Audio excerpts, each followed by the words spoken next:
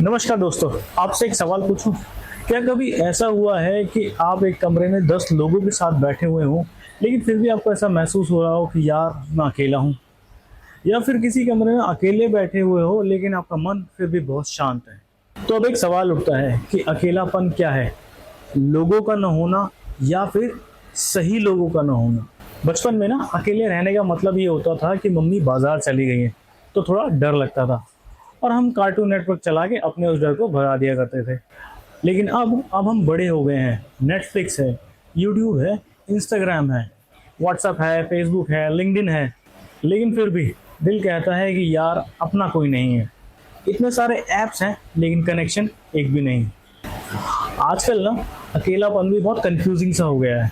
सुबह उठ के इंस्टाग्राम खोलो, कोई हनीमून मना रहा है, कोई यूरोप घूम रहा है, किसी ने नई BMW गाड़ी खरीदी है, कोई मालदीव में है तो कोई शादी कर रहा है, और हम बाथरूम में बैठे बैठे इंस्टाग्राम स्क्रॉल कर रहे हैं और उन लोगों की स्टोरीज देख रहे हैं।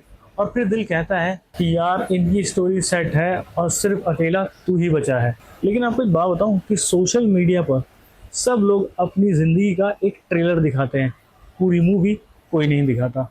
और एक सबसे मजेदार बात कि हम अकेले रहना नहीं चाहते लेकिन गलत लोगों के साथ रहने को तैयार हो जाते हैं, और वो भी सिर्फ इसीलिए ताकि लोग ये ना समझे कि मैं अकेला हूँ।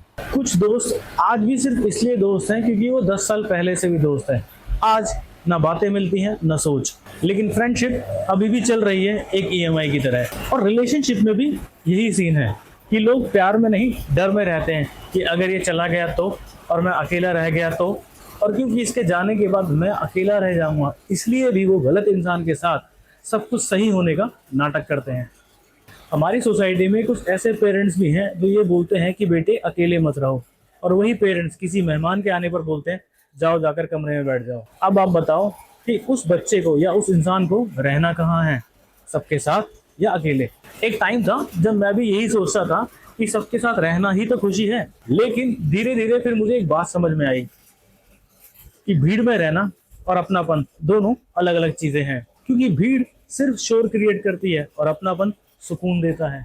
आप कभी पहाड़ों पर गए हो? वहां घंटों कोई बात नहीं करता और आप अकेले चलते रहते हो, लेकिन फिर भी मन शांत रहता है। और इसका सबसे बड़ा रीजन है नेचर।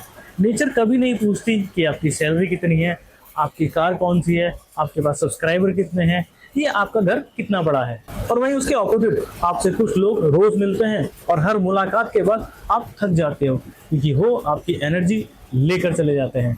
कहने का मतलब ये है कि वो अपने साथ बैटरी नहीं, पूरा पावर बैंक लेकर चलते हैं जो कि आपकी एनर्जी पूरी की पूरी खींच लेता है।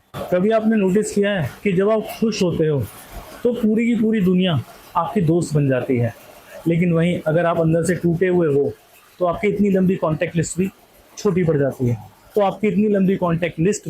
छोटी पड़ जाती है। और तब फॉलोअर्स और सपोर्टर्स के बीच का डिफरेंस समझ में आता है। एक दिन ना मैं ऐसे अकेला बैठा हुआ था बिना फोन के, और फिर 5 मिनट बाद ना मुझे कुछ कुछ ख्याल आने लगे और उन ख्यालों से मैं डरने लगा और मुझे ऐसा लगा कि मैं पागल हो जाऊंगा। और फिर धीरे धीरे मुझे अपने वो थॉट्स सुनाई देने लगे, और सच कहूँ वो डरावने बिल्कुल भी नहीं थे। इनफैक्ट वो बहुत ऑनेस्ट और ईमानदार थॉट्स थे। मुझे ऐसा लगता है कि अकेलापन कोई सजा नहीं है। इनफैक्ट ये एक पॉज बटन है जो भगवान या जिंदगी ने हमको दिया है, और वो चाहते हैं कि हम ये पॉज बटन दबाएं और एक बार रुक कर देखें अपने आप को, रुक कर मिले अपने आप से। तो अगर आज आप अकेले हो तो घबराओ मत। हो सकता है कि यही समय आपको गलत लोगों से दूर लेके जा रहा हो और आपको सही लोगों के पास, यानी कि अपने खुद के पास लेके आ रहा हो।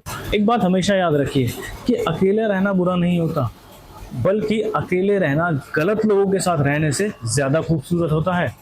और जाते जाते मेरी एक बात हमेशा याद रखना कि भीड़ आपको पहचान दे सकती है, लेकिन आपको सुकून सिर्फ सही लोग या आपका अपना अकेलापन ही दे सकता है। अगर मेरी आज की इस कहानी में आपको अपनी कहानी नजर आई हो तो ये वीडियो उस बंदे को भेजना जो भीड़ में रहकर भी अपने आप को अकेला महसूस कर रहा है। मिलते हैं अगली वीडियो में।